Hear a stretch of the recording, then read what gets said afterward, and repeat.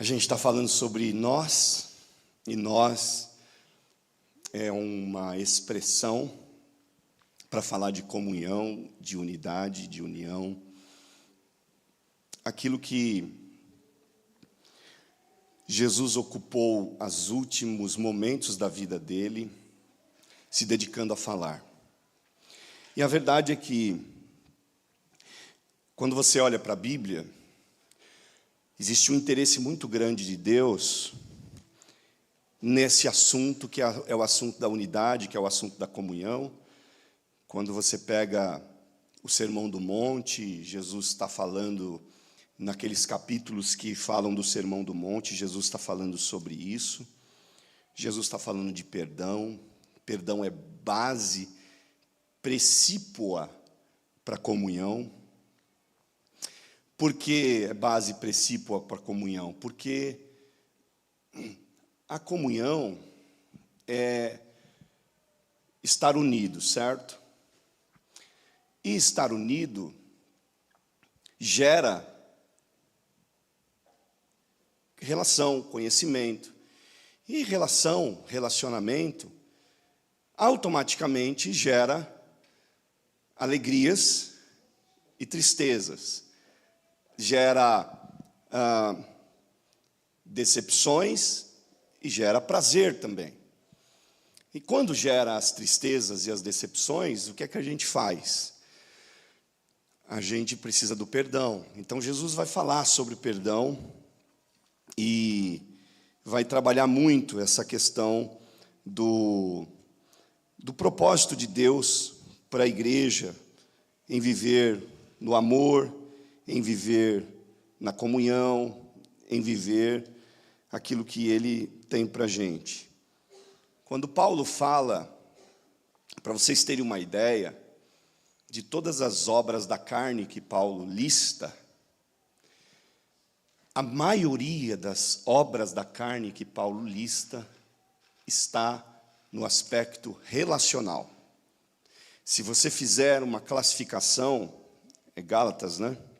Se a gente fizer uma classificação, eu não tinha preparado para falar sobre isso, mas acho que vale a pena a gente pensar nisso, que nós temos, acho que são 13 as obras da carne que Paulo vai listar, salvo engano, tá? Posso estar enganado, mas eu acredito que são 13. Das 13, você tem 4 categorias.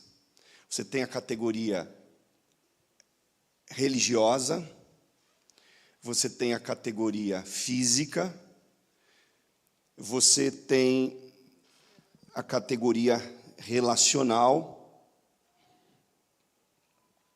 Eu acho que são 3, na verdade, não são 4. São 16 obras da carne. Então, das 16, obrigado por me ajudar aqui, Fabrício. Das 16, eu não tenho uma colinha aqui, irmãos, isso é um assunto de muito tempo que eu já estudei e eu já não lembro mais. Mas vale a pena dizer, porque às vezes Deus nos dá despertamentos de algo e eu acho que Deus está querendo usar isso para a gente também trazer junto com a mensagem e trazer entendimento para todos. Por que eu estou dizendo isso? Porque Jesus, nos últimos momentos dele, se ocupa em fazer uma oração. A oração de Jesus é por unidade. Capítulo 17 de João, que a Ana ministrou aqui semana passada. Certo? Os últimos momentos de Jesus, ele se dedica a falar de unidade, a investir em unidade. Ele está amando os discípulos, à mesa com os discípulos. Depois de 3 anos de conflitos, de tantas coisas que eles viveram, ele está à mesa com esses homens. O Judas está à mesa também, ele já sabia que Judas o trairia, mas o Judas está à mesa. Jesus está inteiramente mostrando para a gente o que é que ele queria para nós como igreja, que a gente vivesse em unidade. Aí ele vai orar no capítulo 17, vai falar sobre unidade.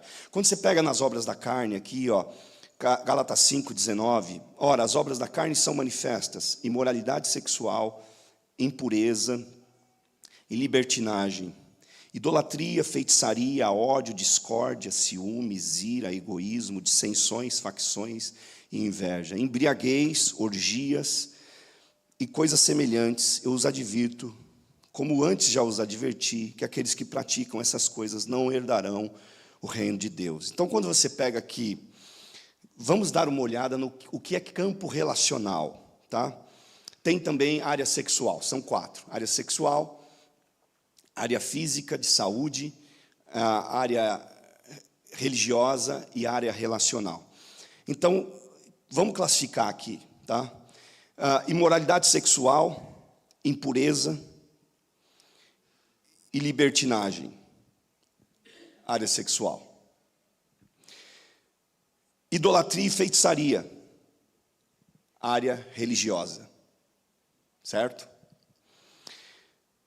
Ódio, aí relacional, olha só, ódio, discórdia, ciúmes, ira, egoísmo, dissensões, facções, inveja, até aí, inveja. Contei 7? São 7? Acho que são, né? 8. Então, 8 relacional. Aí vem embriaguez, está relacionado ao corpo. Orgia, vai lá para a área sexual. Tá? Embriaguez, orgia, ou melhor, coisas semelhantes. Onde é que ele fala de glutonaria? Meu Deus, sumiu a glutonaria da minha Bíblia. Inveja, embriaguez, orgias e coisas semelhantes. Cadê a glutonaria da minha Bíblia, gente? É mole. O pessoal tirou a glutonaria aqui da minha Bíblia. Posso comer à vontade. Acho que é por isso que eu estou 20 quilos mais gordo, irmão. Mas a glutonaria e a embriaguez está relacionada ao físico. Só para dizer para vocês aqui, ó, glutonaria e embriaguez relacionada ao físico. Religiosa, feitiçaria, idolatria. E tem mais uma terceira, né, que a gente viu.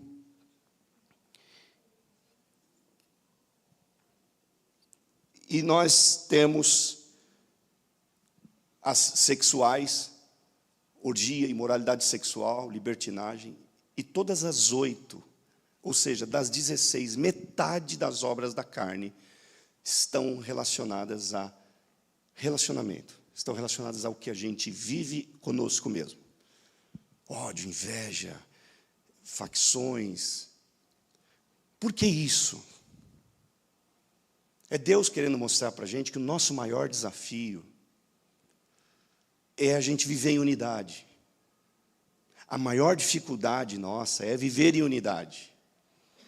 Então, como é o maior desafio, Deus vai usar Paulo para mostrar que as obras que são denunciadas por Deus, que mais prejudicam a gente, são aquelas de repente, não viver a unidade que a Bíblia mostra que Deus quer que a gente tenha.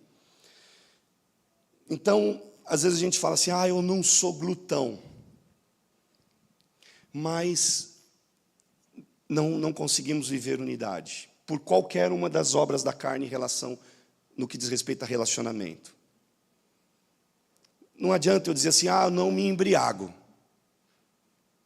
mas vacilo na área da unidade. Você entende? Eu não tenho nenhuma problema na área sexual. A minha sexualidade é muito bem resolvida e tratada em Deus. Glória a Deus. Mas na área da unidade, às vezes, a gente falha. Então, perceba que a gente precisa olhar a Bíblia toda e trazer isso para nós como uma verdade. E ver onde Deus pega a metade daquilo que é prejudicial à igreja, que vai impedir as pessoas de entrarem no céu, porque é o que a Bíblia está dizendo. Não é isso que Paulo diz no final do texto? Aqueles que praticam essas coisas não herdarão o reino de Deus. Então é um assunto muito necessário para nós como igreja. Acho que pelo menos todo ano a gente deveria falar sobre isso, sobre unidade, sobre comunhão. E a gente tem falado ao longo dos anos, a gente já teve uma série chamada Amor.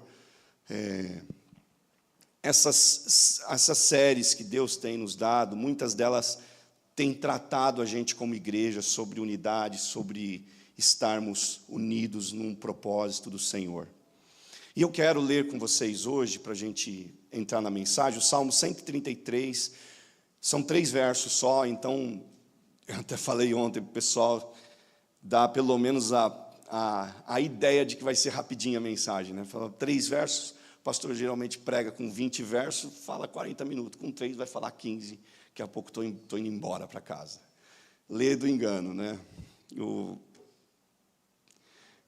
vou tentar falar rápido aquilo que Deus colocou no meu coração para a gente meditar aqui nesse salmo tão conhecido sobre comunhão e unidade.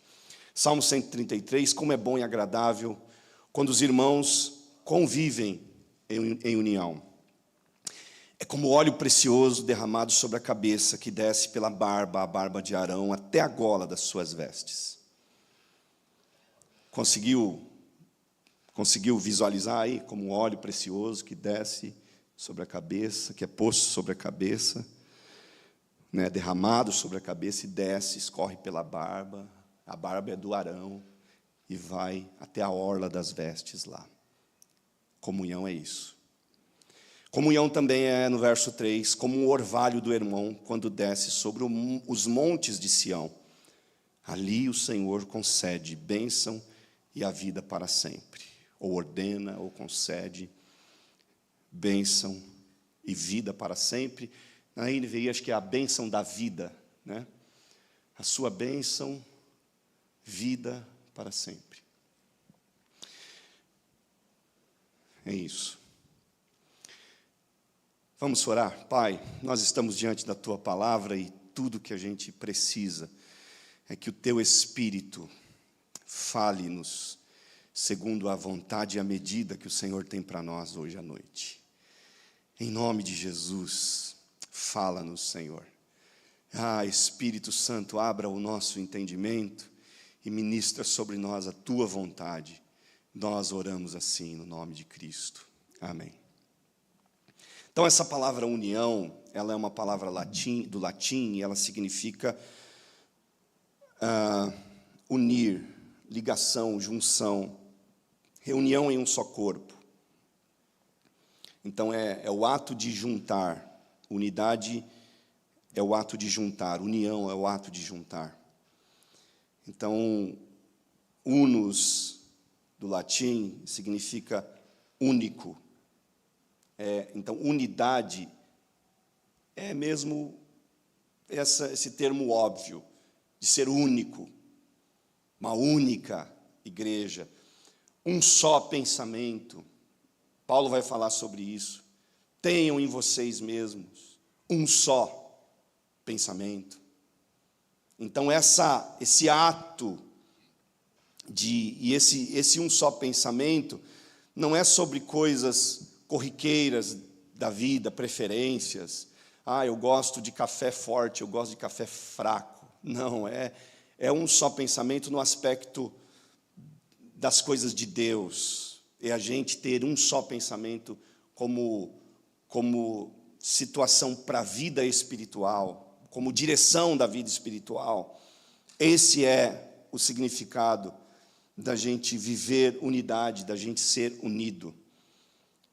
Literalmente, a união é o ato, o efeito da gente ser único. É o ato de nós estarmos unidos. E eu quero falar com vocês sobre 3 aspectos da unidade baseado aqui no Salmo 133. Aspectos e efeitos ao mesmo tempo. O primeiro deles é que a unidade é boa e agradável. Unidade é boa e unidade é agradável. Você pode se perguntar, por que unidade é boa e agradável? É boa porque unidade é o ato de eu não andar sozinho. Né? Como Salomão escreve em Eclesiastes sobre, é melhor serem 2 do que 1, porque se um cair, o outro levanta. Quando eles se deitarem, um aquece o outro. Esse texto é muito usado em noivados e até em casamento. mas ele tem um sentido amplo. Fala de unidade, fala o ato de nós sermos múltiplos, mas vivermos uma unidade. Deus é um, com Cristo, com o Espírito. São três pessoas distintas, mas eles vivem uma unidade, né? Essa divindade é uma, eles têm um só ideal, um só pensamento, um só propósito. Eles são três pessoas distintas, Pai, o Filho e o Espírito Santo, mas eles são uma unidade. E esse princípio em Deus estendeu para a gente como igreja. O princípio dele ser um com outros, ele quis que também acontecesse com a igreja, que todos fôssemos um com outros. Esse é o princípio da igreja. Disseram para Jesus, mostra-nos o Pai. Jesus disse, quem vê a mim vê o Pai, porque nós somos um. Então, amanhã lá no seu trabalho, quem te vê, está vendo a igreja. Está vendo a igreja de Cristo. Na sua vizinhança, quem olha para você, vê a igreja de Cristo. É isso. E não só vê a igreja, mas vê o próprio Cristo, porque nós temos essa unidade. Nós somos um com Deus. Deus nos trouxe para essa dimensão de sermos um com Ele. E Ele nos trouxe para si e também veio para nós. Então, na mesma proporção que Deus nos traz para Ele, Ele vem em nós, Ele mora em nós. Então, o salmista está dizendo algo tão simples, tão óbvio. Ele está dizendo, a unidade, em primeiro lugar, é boa e agradável. E ela é boa por quê? Porque ela gera isso, ela gera companheirismo. Você não está mais sozinho. Por quê? Porque nós estamos, como família de Deus, vivendo a oportunidade de compartilharmos a vida. Então, se nós como igreja somos um no Senhor, a gente tem auxílio, amparo, conselho, socorro, amizade, confidencialidade. A gente tem tudo uns com os outros. Essa semana nós tivemos a oportunidade como igreja aqui, acho que todo mundo teve. Isso foi feito mais aí no campo das mulheres, mas as mulheres se uniram e toda a igreja acabou participando para a gente socorrer uma das nossas irmãs, que está passando por uma enfermidade, que está com necessidades. E nós nos unimos, as famílias se uniram, enviaram uma oferta para essa irmã. A igreja também participou. Quando a Ana veio conversar comigo, eu disse, a igreja tem condições de ajudar alguma coisa? Liguei para a Nicinha, a gente tem condições de ajudar alguma coisa? Podemos, então vamos mandar uma oferta também da igreja, da instituição e também nossa particular, e todos vocês participaram. Isso é ser um, isso é o poder da igreja, é ser nós. E aí Deus está dizendo, é bom. Por que é bom? Porque gera isso, ser igreja é isso. A gente sabe, aí a mulherada ganha filho, as outras mulheres vão lá e no período de resguardo, assiste ela com comida, comidinha boa, feita em casa, cada dia uma leva uma comida. Isso é bom. Quem fica doente, quando a gente teve o Covid, a gente viveu tanta solidariedade aqui como igreja, tanto socorro, tanto auxílio. Quem ficava doente era assistido, a gente se unia, a igreja unida, ajudando, socorrendo. E tudo isso é o princípio da unidade. É bom porque gera isso, porque gera companheirismo. A gente não foi feito para ser sozinho, a gente não foi feito para viver isolado, a gente não foi feito para viver uma vida pensando só na gente. A gente foi feito para viver uma vida de compartilhar de coisas boas e compartilhar de coisas ruins também. Porque também é bíblico que nas nossas necessidades a gente fale com os nossos irmãos. Está entre vós alguém com uma necessidade? Tiago vai dizer, está entre vós alguém doente? Chamem os presbíteros, os líderes, os anciãos, para que eles orem por você. Então, quando nós somos, a Bíblia traz para a gente essa representatividade da unidade também nesse aspecto. Chorem com quem chora. Então quem chora, está triste, está passando por uma situação difícil, vai encontrar nesse propósito da igreja essa qualidade de ser socorrido, de viver essa grandeza de a gente ter companhia, da gente não estar sozinho. Ei, irmão, você não está sozinho, Deus não fez você para viver sozinho. Nas tuas angústias, nas tuas dificuldades, existe uma igreja que Deus estabeleceu para ser para ser unida. Então, quando você tem uma necessidade, tem muita gente que diz, não, eu sou mais discreto, se eu passo sozinho, eu resolvo os meus problemas. Você está fora da Bíblia. A palavra diz, comuniquem as vossas necessidades com os santos. Comunicai as vossas necessidades com os santos. Você tem uma necessidade, seja de ordem espiritual, seja de ordem física, na sua saúde, seja de ordem material, seja de ordem relacional, comunique as suas necessidades. A Bíblia não manda a gente se esconder, a Bíblia não manda a gente se isolar, a Bíblia não manda a gente viver um mistério e ficar pensando e conspirando, não, eu não posso falar, porque senão o olho gordo, Não, esse não é o princípio bíblico. Sabe? Não, eu não vou falar porque aí parece que não vai acontecer nada. A única coisa que acontece quando eu não me comunico, eu sofro sozinho mesmo, eu oro sozinho. Agora, quando eu comunico, tenho um problema e vou lá no grupo da igreja e falo com alguém, pelo amor de Deus, socorre, pastor, ora por mim, o irmão, ora por mim, igreja, ora por mim. A igreja começa a orar. Você diz assim, mas tem gente que nem ora. Tá bom, mas esse é o problema de quem não ora. Eu acredito muito mais naqueles que recebem uma mensagem, pedido de socorro e vão, às vezes não tem um tempo de entrar num closet para orar, entrar no seu quarto de oração, mas no carro mesmo, no trabalho, Senhor, tem misericórdia daquela pessoa, tem misericórdia desse irmão, tem misericórdia daquela pessoa. Isso é bom. Deus nos deu e nos fez para a gente viver assim, irmãos. É bom e é suave. É suave porque viver unido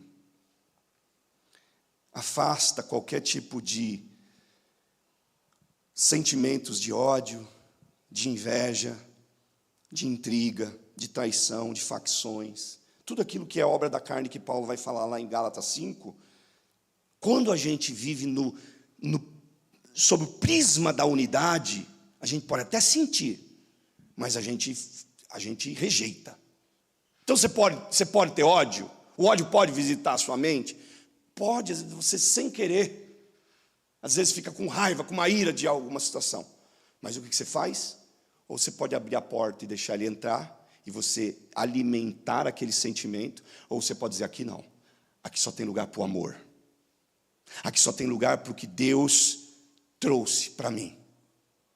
Então a gente às vezes se ira, a gente é carne, a gente é humano, a gente tem todos esses sentimentos. E cada um tem o seu ponto mais fraco. Às vezes o ponto fraco de um é ser mais iracundo. Às vezes o ponto fraco de outro é diferente daquele que é iracundo, é de ser invejoso. Então ele é invejoso. Ele vê o que o outro está vivendo em qualquer área da vida, qualquer sorte de prosperidade, ele inveja, mas a unidade leva embora isso. O ser um no Senhor, o viver a unidade leva embora, é suave, não tem esse sentimento, não tem esse lugar, não tem lugar para esses sentimentos no nosso meio, como igreja, não tem, a gente não vai viver em intriga, a gente não vai viver em ódio, a gente não vai viver em inveja, a gente não vai viver em conspiração, a gente vai viver em harmonia, é bom e é suave ou agradável, e a Bíblia vai dizer, e aí, o que o salmista está dizendo? É bom que vocês vivam em união, ou seja, não é algo para a gente celebrar de vez em quando, não é um congresso. Vamos viver o congresso da unidade, gente. É o mês da unidade, nós estamos agora falando de unidade, então a gente está vivendo o mês da unidade. Então esse mês a gente é unido, mês que vem a gente já A gente já separa esse negócio de unidade. Chega, pastor, de falar de unidade. Agora vamos cada um com seus problemas. Não. Porque é bom e é suave que os irmãos vivam em união. É constante. É uma vida. É um modelo de vida. Não é para um final de semana. Não é para uma estação. Não é para um mês. Não é para um período. É a tua vida. A gente vai viver assim. E a gente não vai cansar porque é bom e porque é suave. E aí essa vai ser agora o nosso modelo de vida, unidade. E eu louvo a Deus, porque nós vivemos uma unidade como igreja. Eu louvo a Deus, porque nós temos limitações, nós temos imperfeições como igreja, mas nós temos aquilo que a gente pode chamar de base, de modelo.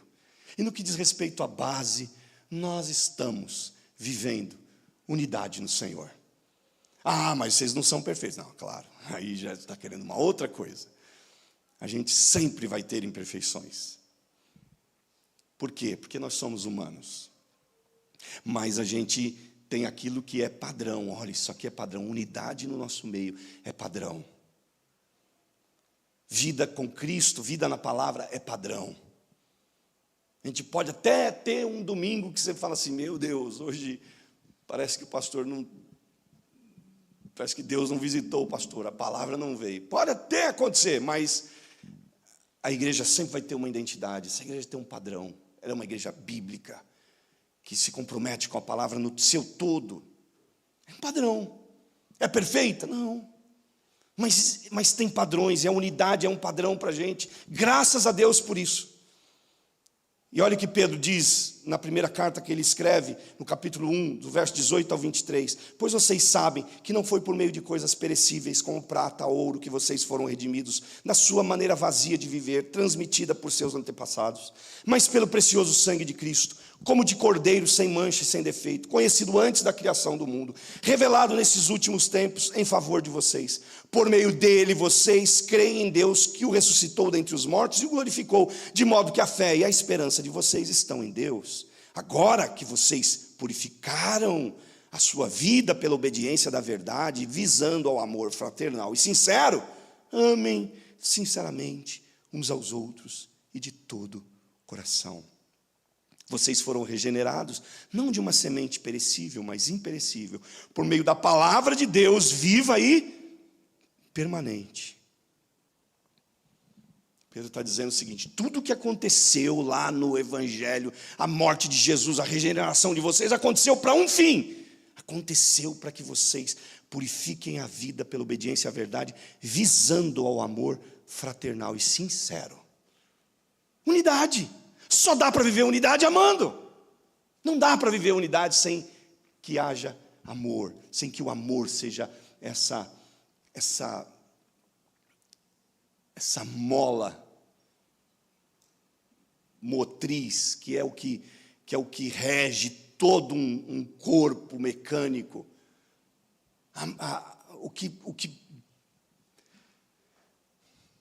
Sabe, o centro de toda a gravidade no qual o Senhor nos edificou é no amor. É o amor que é Deus, é o amor que é Cristo. É nesse amor que a gente está fundamentado. Então a gente só tem sentido como igreja se a gente está vivendo isso. E o salmista está dizendo, é bom, é suave que vocês vivam assim, vivam em união, em unidade. Por isso Paulo faz um protesto à igreja de Corinto, quando ele começa a ministrar nessa igreja, ele escreve daí uma carta, depois das suas viagens, ele recebe notícias dessa igreja, e aí ele fica estarrecido com o que está acontecendo lá, e ele escreve uma carta, capítulo 3, do verso 1 ao 7, de 1 Coríntios, Paulo escreve para essa igreja, a primeira carta que ele escreve, que é uma carta dura, inclusive, na segunda carta que ele escreve, ele vai dizer, eu fui muito duro com vocês, mas eu fui duro porque eu repreendi vocês, mas a repreensão segundo Deus, ela opera arrependimento. Então Paulo está dizendo assim, não fiquem chateados comigo não. Teve vezes que eu fui duro, minhas palavras machucaram, mas isso foi segundo o Espírito, foi por Deus. E quando é segundo Deus, opera algo, opera arrependimento. Foi para que vocês se arrependessem que eu falei assim. E olha o que ele vai escrever lá em 1 Coríntios, então. É por causa disso que ele está na segunda carta, por causa de uma dessas situações aqui, que ele vai justificar lá na segunda carta. Eu, irmãos, não vos pude falar como a espirituais, mas como a carnais. Essa igreja tinha todos os dons. Paulo mesmo vai dizer que eles tinham todos os dons, e ele está dizendo assim, vocês são carnais. Como meninos em Cristo, com leite vos criei e não com manjar, porque ainda não podíeis, nem tampouco agora podeis, porque ainda sois carnais, pois havendo entre vós inveja, contendas e dissensões, não sois porventura carnais, e não andais segundo os homens? Porque dizendo um, eu sou de Paulo, e o outro, eu sou de Apolo, porventura não sois carnais? Porque quem é Paulo, quem é Apolo, senão ministros pelos quais crestes, e conforme o que o Senhor deu a cada um, eu plantei, Apolo regou, mas Deus deu o crescimento, pelo que nem o que planta, nem o que rega é alguma coisa, mas Deus quem dá crescimento. Paulo está chamando esse pessoal de carnal, por quê? Por causa da inveja, por causa das contendas, por causa das divisões, e não eram divisões assim, eram coisas sutis, eram predileções numa igreja. Eu prefiro quando a Mel canta. Eu prefiro quando o irmão Mário ministra a oferta. Eram predileções. E essas igrejas começam a criar esse tipo de sentimento e de orgulho. E Paulo está dizendo assim, ninguém é nada aí. E outra, se vocês estão assim, deixando esse sentimento entrar, eu vou dizer para vocês, vocês são carnais e com carnalidade vocês não vão herdar o reino de Deus. Com carnalidade vocês não vão cumprir o propósito de Deus. Vocês precisam estar unidos num propósito. Deus é tudo em todos. Deus é tudo em todos. Ele nos chama para viver unidade, porque a união e a comunhão, ela é especial demais. A unidade, ela inclusive, ela faz com que... Porque o que Jesus ensinou? Se o teu irmão pecar contra ti, o que Jesus fala? Vá até ele e se reconcilie com ele. Para quê? Para que vocês continuem, para que a gente continue na unidade. Esse é o modelo de Jesus. O modelo de Jesus não é assim, se o teu irmão pecar contra ti, isola ele. Se o teu irmão pecar contra ti, odeia ele. Se o teu irmão pecar contra ti, desista dele. Se teu irmão pecar contra ti, fala mal dele. Jesus está dizendo não. Fala nada para ninguém. Faz de conta que não aconteceu nada. Vai lá nele. Sabe aquele negócio que às vezes acontece na família? E aí você, ao invés de ligar para o familiar que você teve problema, você sai falando com todos os outros familiares, menos para aquele que você deveria falar e teve o desentendimento. Isso acontece na família da fé também. E na verdade assim, quando acontece, tanto na família nossa, biológica, quanto na família da fé, é um problema, um prejuízo enorme. Porque vai todo mundo recebendo aquelas informações e todo mundo ficando... Porque vai gerando tristeza. O pai não gosta de ouvir o irmão falar do outro. O irmão denunciar um filho. O pai nenhum gosta. Vocês que têm mais de um filho aqui sabem disso. Pai nenhum gosta, por mais que ele esteja fazendo algo que parece certo. Como o irmão mais velho do filho pródigo, que está denunciando. Você vê, o irmão mais velho do filho pródigo, ele é tão... Deixa eu achar bem a palavra aqui, que senão eu posso ficar com raiva desse homem. O irmão mais velho do filho pródigo, ele é um sujeito tão complicado, que ninguém falou que o pródigo tinha gastado o dinheiro com as meretrizes, com as prostitutas. Quem fala é o irmão mais velho.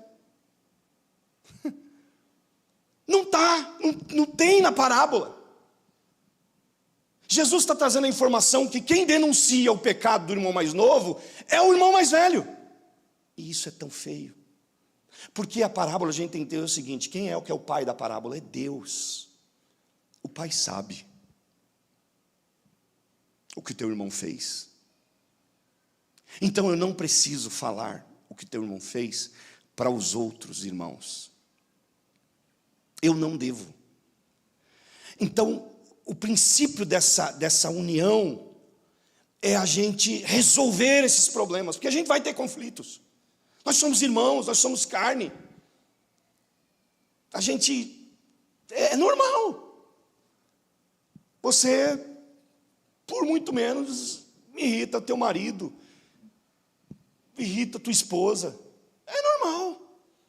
A gente irrita, e aí quando a gente vem também para viver aqui na igreja, a gente se irrita.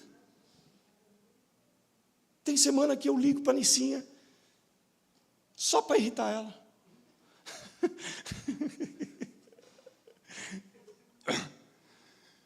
Não faço isso não, irmãos. Eu só faço quando precisa.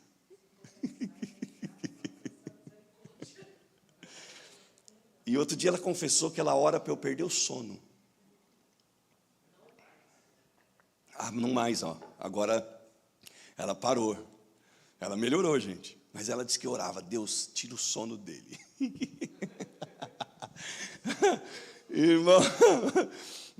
Irmãos, eu brigo com a Nicinha. Mas a gente tem um carinho enorme. É uma liberdade que eu tenho com a Nicinha. Eu brigo, pego no pé da Nicinha por causa de horário, por causa de tudo. E brigo, pego no pé da Nicinha. Mas cheio de amor e respeito. E enfim. E eu não sou perfeito, não. A Nicinha conhece as minhas deficiências. Eu não pego no pé dela, eu pego no pé das coisas que eu preciso pegar, como pastor. E pego no de vocês também. E essa é a bênção da gente viver essa unidade. E quando a gente tiver... E eu já passei do limite com a Nicinha, já tive que pedir perdão para ela, já tive também. Então imagina se a gente, nos dias dos conflitos, a Nicinha simplesmente dissesse assim: eu não vou ser mais ovelha desse pastor, não. Irmão, não vai ter igreja na terra. Não vai ter igreja na região, muito menos. No Brasil, lá que tem uma igreja, tinha uma rua em Várzea Paulista, onde a gente morava, tinha uma rua que contaram uma vez, uma rua de uma favela, de uma comunidade lá em Várzea, e o pessoal teve a curiosidade de contar o número de igrejas que tinha na rua. Numa só rua, tinha mais de 42 igrejas, numa rua só. Claro que a rua era grande. Favela, muita gente, 42 igrejas. Então, o sujeito que está com esse sentimento, das 42 é pouco para ele. Ele, se vacilar, em 3 anos, ele esgota essa lista. E começa a pedir para abrir mais. Tá? Cadê a 43? Estou esperando abrir a 43 para ir também. Porque não é esse o princípio.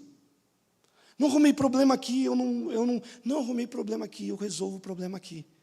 Eu tive um problema com vocês, eu vou resolver o problema com vocês, mas vou viver em unidade, porque esse é o propósito de Deus. E outra, esse aqui é o segredo para a gente viver em comunhão com Deus. Olha Mateus 6,14. Jesus está dizendo: se vocês perdoarem as ofensas uns dos outros, o Pai Celestial também perdoará vocês. E se não perdoar? A continuação do texto vai dizer: se não perdoarem, o Pai não... Põe o versículo 15. Mas se não perdoarem uns aos outros, o Pai Celestial não perdoará as transgressões de vocês. Então, sabe, fica esperto. Quando alguém vier te pedir perdão, não fica valorizando, não. Eu vou ver. Deixa eu estou com a cabeça quente. Deixa eu me resolver primeiro. Se a pessoa for embora e morrer, você está perdido. Você não perdoou, o Pai também não te perdoa. Você herdou um pecado sem perdão.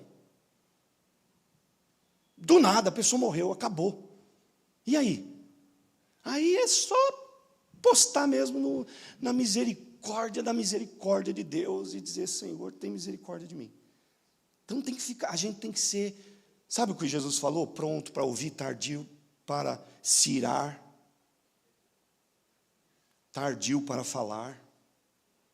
A gente tem que também ser pronto para perdoar.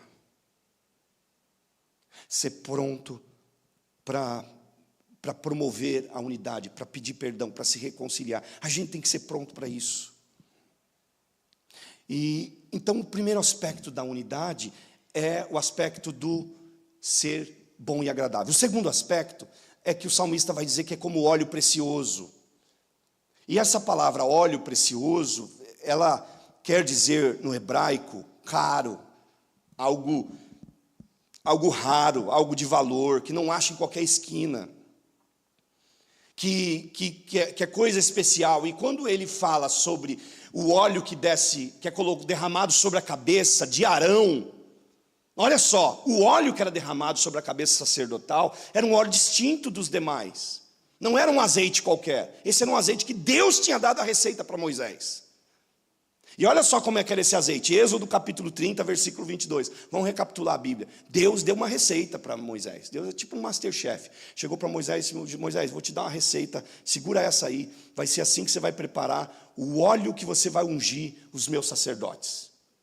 Capítulo 30 de Êxodo, verso 22. Em seguida o Senhor disse a Moisés: junte as seguintes especiarias: 6 quilos de mirra líquida, a metade disso, ou seja, 3 quilos de canela, 3 quilos de cana aromática, 6 quilos de cássia, com base no peso padrão do santuário, e 1 galão de azeite de oliva. Faça com eles o óleo sagrado para unções, uma mistura de aromas, obra de perfumista. Esse será um óleo sagrado para as unções. Use-o para ungir a tenda do encontro, a arca da aliança, a mesa, todos os seus utensílios, o candelabro, os seus utensílios, o altar, o incenso, o altar do holocausto e todos os seus utensílios, e a bacia com a sua base. Você os consagrará e serão santíssimos, e tudo o que neles tocar se tornará santo. Unja Arão e seus filhos e consagre-o, para que me sirvam como sacerdotes. Diga aos israelitas: este será o meu óleo sagrado para as unções, geração após geração. Não o derramem sobre nenhum outro homem, e não façam nenhum outro óleo com a mesma composição. É óleo sagrado, e assim vocês devem considerá-lo. 5 elementos, 4 especiarias e o próprio óleo de azeite. Agora pensa nisso. O salmista está dizendo: a unidade é como óleo.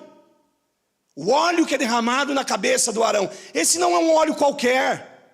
Porque, em primeiro lugar, olha o que eles faziam hoje tem máquina, tudo, mas naquela época, olha só como eles faziam para ter o azeite. O azeite simples, já começava um negócio não tão simples, não tão fácil. Deuteronômio 24 e 20. Tem um texto aí que fala como é que eles faziam para colher as olivas, as azeitonas. Quando sacudirem as azeitonas das suas oliveiras, não voltem a colher o que ficar no ramo, deixem sobrar para o estrangeiro, para o órfão e para a viúva. Então como é que se colhia a azeitona? Sacudindo. Então para se produzir um óleo, não é qualquer coisa.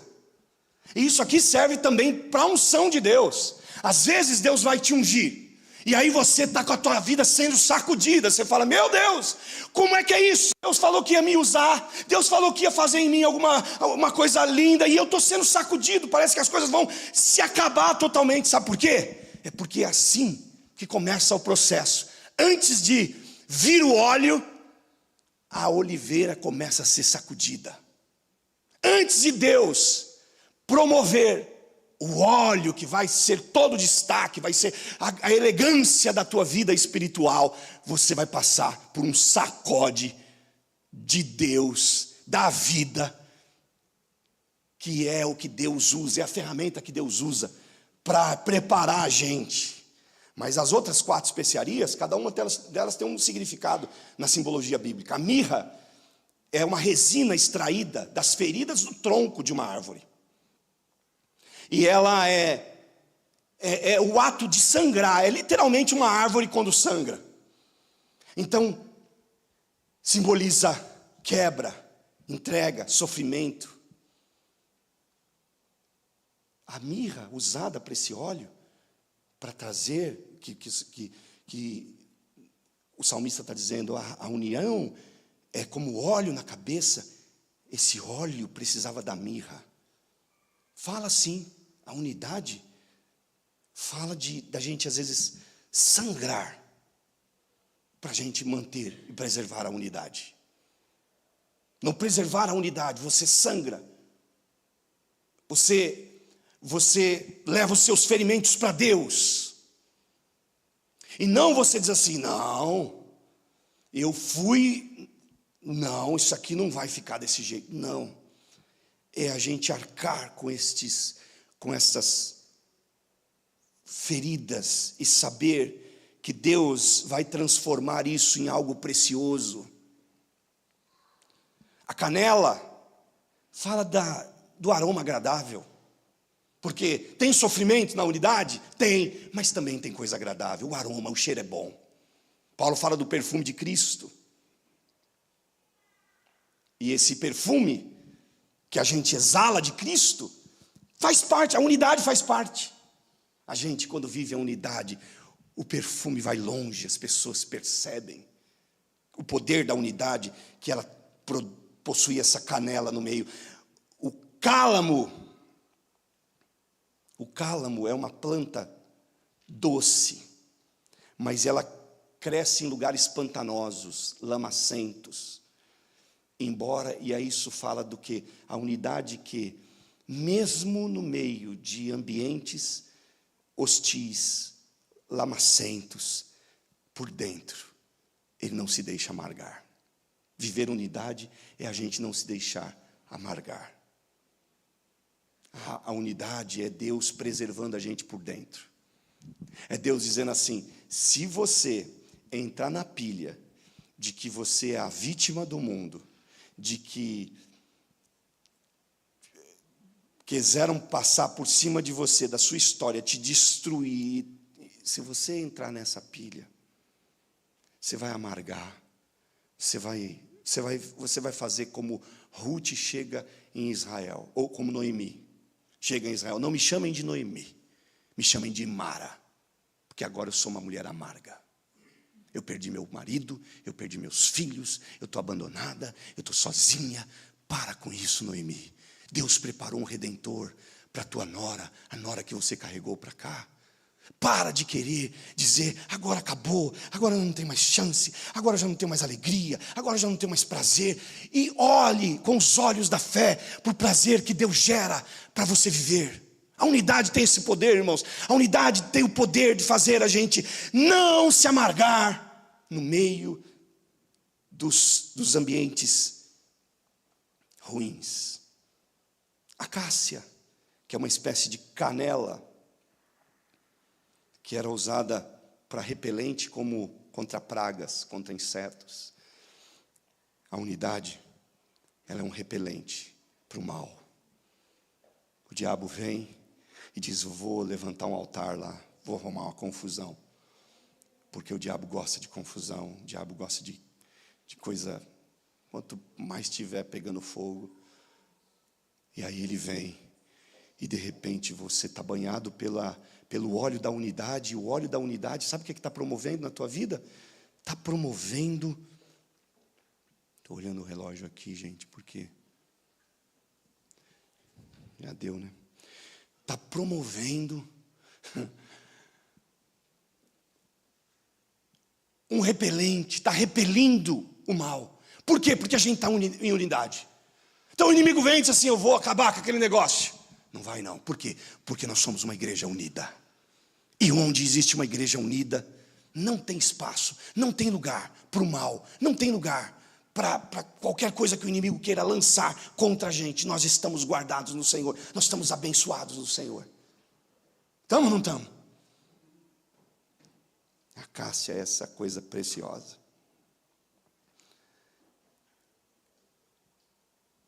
Eu vou pular logo para o último, para concluir com vocês,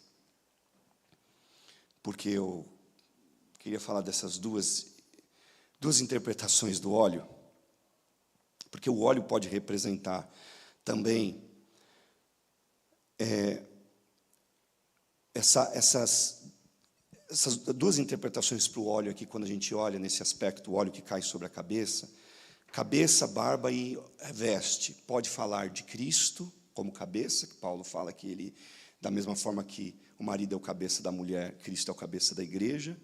A barba, que fala da autoridade, a autoridade é o ministério da igreja. E a orla, que fala de toda a igreja, todo o vestido, todo o corpo. O óleo pode representar isto. Então o óleo está tomando conta de tudo. O óleo desce de Cristo, que é o cabeça, para o ministério, para a igreja, e abrange todos nós. Porque Jesus é a figura sacerdotal, não se esqueça disso, é o Arão que está sendo referido aqui. Cristo é a figura sacerdotal, certo?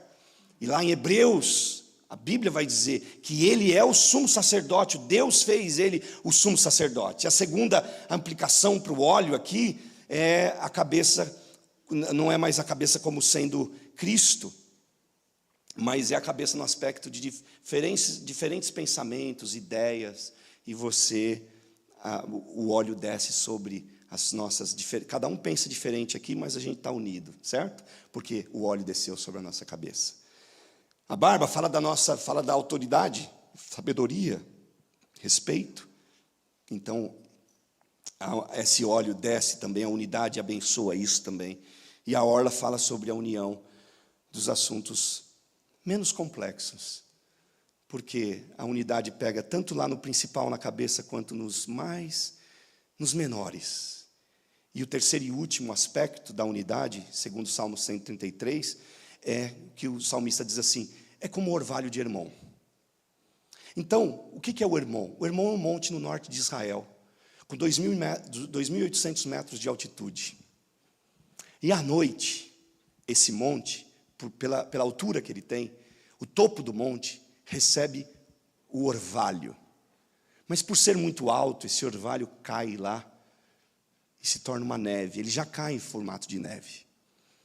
Então o topo do Hermon, 2.800 metros de altitude, é todo congelado. A neve cai e fica lá. E aí o salmista está dizendo assim: olha, a união é como o óleo. Nós já vimos sobre as coisas do óleo. Mas também é como o orvalho do Hermon. E o orvalho do Hermon que cai como neve, amanhã, quando amanhece, o sol nasce, o calor do sol faz derreter aquele gelo que caiu de noite. E aquela água que derrete começa a escorrer morro abaixo. Se encontra com nascentes lá do norte de Israel. E daqui a pouco eles terminam no pé do monte e começam a correr terra abaixo. E ali origina-se o Rio Jordão. O Rio Jordão, que tem mais de 200 quilômetros de distância. Olha só, o Rio Jordão tem 200 quilômetros de distância. É como daqui a Orlando, né? Quase isso, né? 200 quilômetros de distância tem o Rio Jordão. A sua largura máxima são 16 metros. Mas antes, ou melhor, depois de um certo tempo que o Rio Jordão está correndo, que veio lá do orvalhozinho do Hermon, ele deságua num lago grande que é chamado de Mar da Galileia. E o Mar da Galileia tem 21 de comprimento por 13 quilômetros de largura. 21 quilômetros por 13 quilômetros de largura. É um lagão, que as pessoas chamam de mar. Cheio de peixes, alimenta aquela terra. A água de Israel, boa parte da água de Israel, se dá por meio do que os judeus, principalmente hoje, usam por meio da irrigação daquelas águas do Jordão que eles usam para regar aquele deserto, e aquele deserto floresce, cheio de flores, cheio de plantas, cheio de coisas lindas. Se Deus quiser, o ano que vem a gente vai para Israel como igreja. Vamos ou não vamos?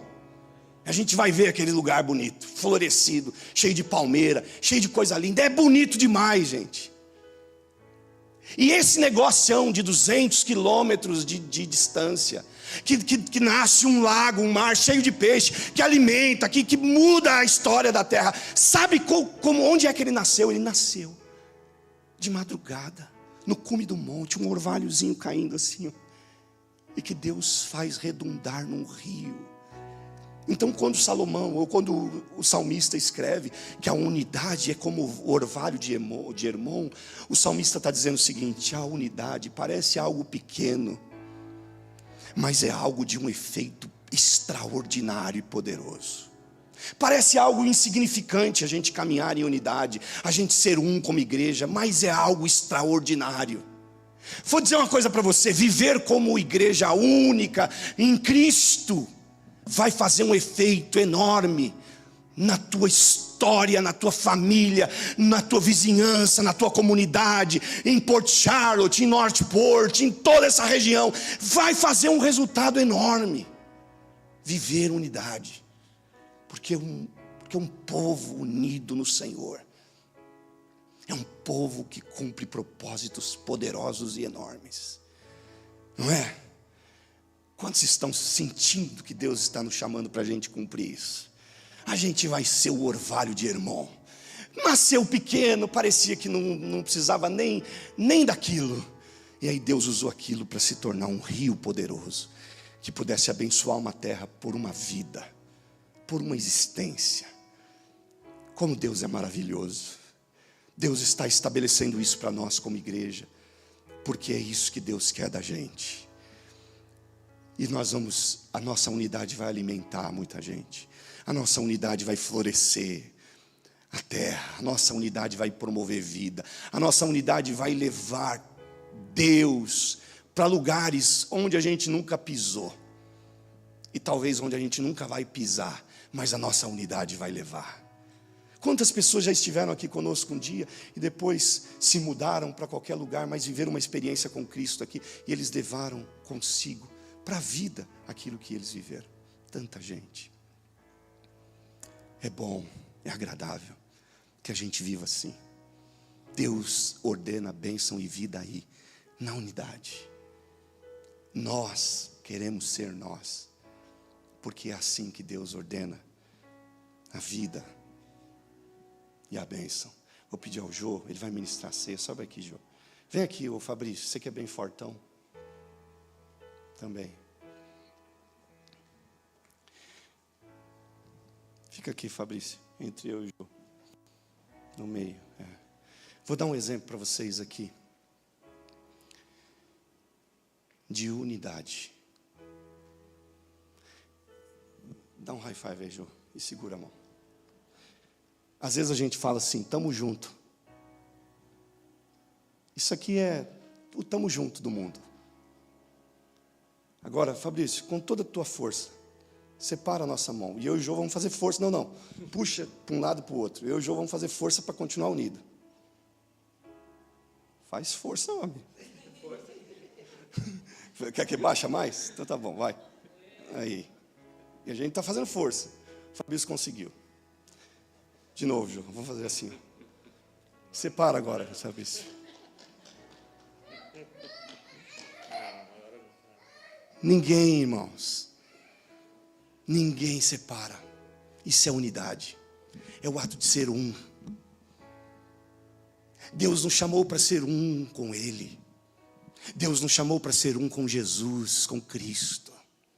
E se você é um com Cristo, ninguém te arrebata das mãos dEle.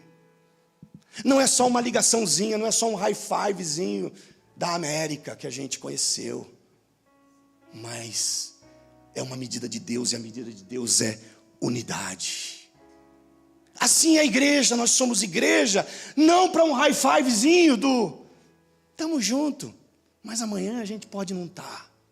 Não, e ser igreja é a gente estar unido no Senhor. Isso é unidade. É isso que mexe com o coração de Deus. É isso que Deus tem para a gente. É isso que Deus quer conosco. Unidade. Então, a partir de hoje, você pode continuar usando tamo junto, mas aqui na igreja eu acho que dá para a gente dizer assim, tamo unido, né? Tamo unido. Tamo unido, irmão. O high fivezinho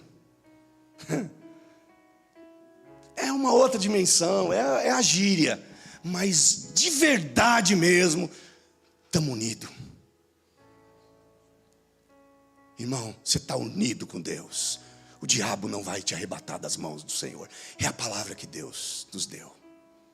Ninguém os arrebatará das minhas mãos, disse Jesus. Estamos unidos com Cristo. Estamos unidos uns com os outros. E nós vamos viver a medida poderosa de Deus. Amém? Você crê nisso?